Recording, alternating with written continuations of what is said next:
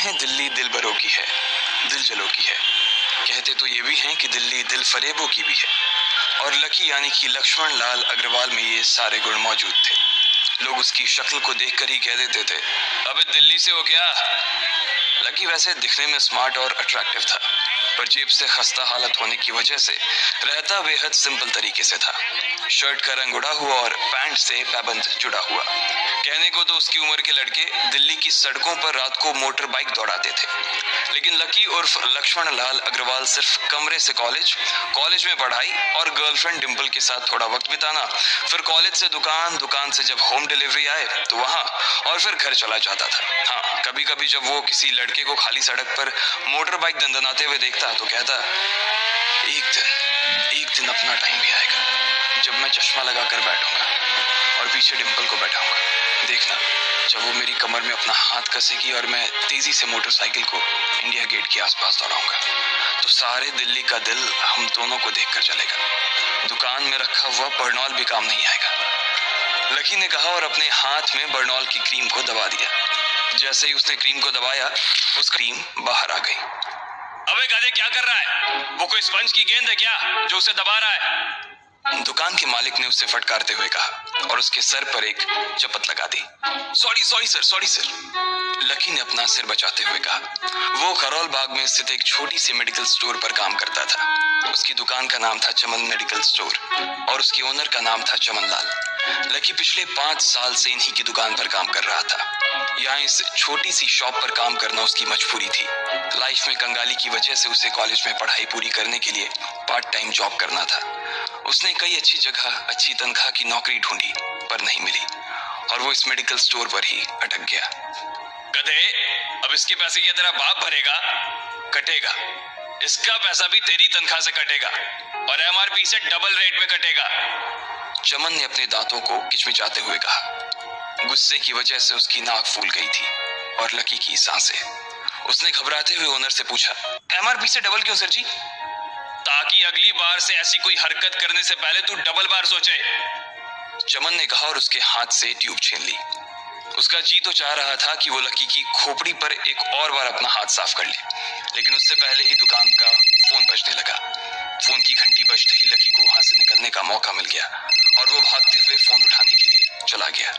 Hello जी, करोल बाग के best medical चमन medical store से बोल रहा हूँ, बताइए क्या काम था? ये लकी की पेटेंट लाइन थी। चाहे कहीं से भी फोन आए, लेकिन उसे फोन पर बस यही बोलना था। जैसे ही इधर लकी ने अपनी बात कही, उधर से जवाब आया, मैं अप्रूविंग नाइट होटल के कमरा नंबर 303 से बात कर रहा हूँ। एक छोटा सा ऑर्डर है, नोट करो और जल्दी से होटल पर डिलीवर करवा दो। वो एक लड़के की आवाज थी। उसकी आवाज में काफी भारीपन और एक अजीब सी जल्दबाजी थी। जैसे ही लकी ने वो आवाज सुनी, पता नहीं क्यों उसे वो आवाज जानी पहचानी सी लगी। जी सर, बताइए आपका क्या ऑर्डर है? हाँ तो लिखो, हार्ट प्ले के 2 पैकेट और 1 पैकेट टिश्यू। लकी, जो कि अपना पेन लेकर खड़ा था, हार्ट प्ले का नाम सुनते ही झिझक गया। असल में हार्ट प्ले नाम का एक कंडोम आता था और इसलिए उसका नाम सुनते ही लकी शर्मा गया था। इतने साल से भी मेडिकल की स्टोर पर काम करने के बाद उसे इन चीजों का नाम सुनने में शर्म आती थी। हेलो भाई, लिखा कि नहीं लिखा? उस आदमी ने फिर से लकी से पूछा। जी सर, लिख लिया सर, लिख लिया। लकी ने खिसिया कर हंसते हुए कहा। लिख लिया तो फिर लेकर निकल, उस लड़के ने कहा। उसकी आवाज सुनकर ना जाने ऐसा क्यों लग रहा था कि वो बहुत बड़ा आदमी था। जी सर, लेकिन सर बाहर तो बारिश हो रही है, लकी ने कहा। उसने देखा कि बाहर बहुत तेज बारिश हो रही थी। उनकी दुकान के सामने पानी भर गया था और तेज हवाओं की वजह से चमन मेडिकल स्टोर का बोर्ड भी गिर गया था। लकी को लग रहा था कि वो इतनी तेज बारिश में अभी एकदम से तो नहीं निकल पाएगा, तो उसने उस लड़के को समझाते हुए कहा, सर मैं ऑर्डर तो ले आऊंगा पर थोड़ा टाइम लग जाएगा, बारिश थोड़ी थम जाए। अब इससे पहले कि वो कुछ आगे बोल पाता, फोन पर लड़का बोल पड़ा। तुम्हारे मालिक को पता है कि तुम मल्होत्रा जी के लड़के को मना कर रहे हो? हाँ पता है, बारिश हो रही है, इसलिए सारा सामान अच्छे से थैली में पैक करके लाना और लेट नहीं होना चाहिए, समझे? उस लड़के ने कहा और इससे पहले कि लकी आगे कुछ कह पाता, उसने फोन काट दिया। उधर से लकी के दुकान का ओनर उसे घूर कर देखा जा रहा था। लकी के हाथ में पेन और पेपर देखकर ही वो समझ गया था कि उसके पास कोई ऑर्डर आया था। आज वैसे भी इतनी बरसात होने की वजह से सुबह से इक्का दुक्का ग्राहक ही दुकान पर आए थे। ऐसे में उसकी दुकान का मालिक एक भी ऑर्डर को छोड़ना नहीं चाहता था।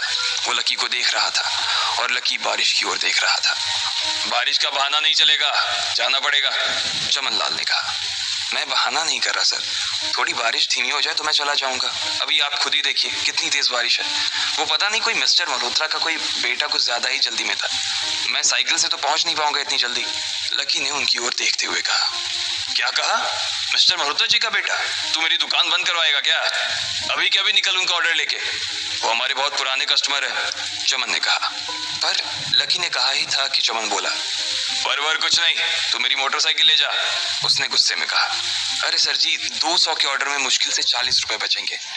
इससे 3 गुने का तो पेट्रोल ही लग जाएगा, और अगर गाड़ी रास्ते में बंद हो गई तो अलग से खर्चा, लकी ने समझाते हुए कहा।